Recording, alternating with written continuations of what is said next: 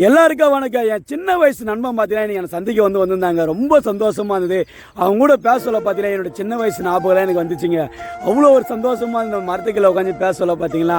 சரி நண்பா, நான் அவனுக்கு வீடியோ எடுத்துக்கிறேன்னு சொன்னேன். வேணாம் நண்பா, எல்லாம் வீடியோ எடுக்காதுன்னு சொல்லிட்டான். அதனால் அவனை வீடியோ எடுக்க முடியல. அதேமாதிரி பார்த்தீங்கன்னா அவன் பார்த்தீங்கன்னா என்கிட்ட ஒரு விஷயம் சொல்லிட்டு போனாங்க. அது நினைக்க சொல்ல மனசில் அவ்வளோ பெரிய வேதனையாக இருந்ததுங்க. என்ன நண்பா, நீ மட்டும் விவசாயம் பண்ணி கஷ்டப்பட்டு நிற்கிற. இன்னைக்கு கூட பாரு, பயிரெல்லாம் 10 போய் கிடக்குது. என்ன உனக்கு லாபம் வருது இது விவசாயம் பண்ணிட்டு இருக்க?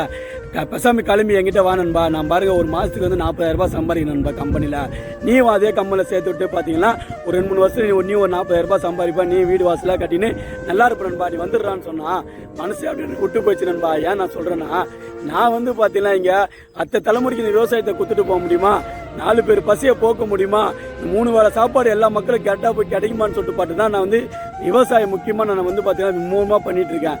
அது தெரியாமல் என் நண்பன் என்கிட்ட நான் சொல்ல பொடா லூசு பையில நீ ஏதாவது சொல்லிங்கறா, நீ இப்படியே லாஸ்ட் இயர் கடைக்கு போறான்னு சொல்லிட்டு போயிட்டான். அது நினைக்க சொல்ல பார்த்தீங்கன்னா மனசுல மிகப்பெரிய வருத்தமாக இருக்குது நண்பா. ஒரு நாளைக்கு உனக்கு இந்த விவசாயத்தோட அருமை தெரியும் நண்பா.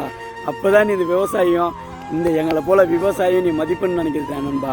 அது வரைக்கும் நான் காத்துட்டு இருக்கேன் நண்பா.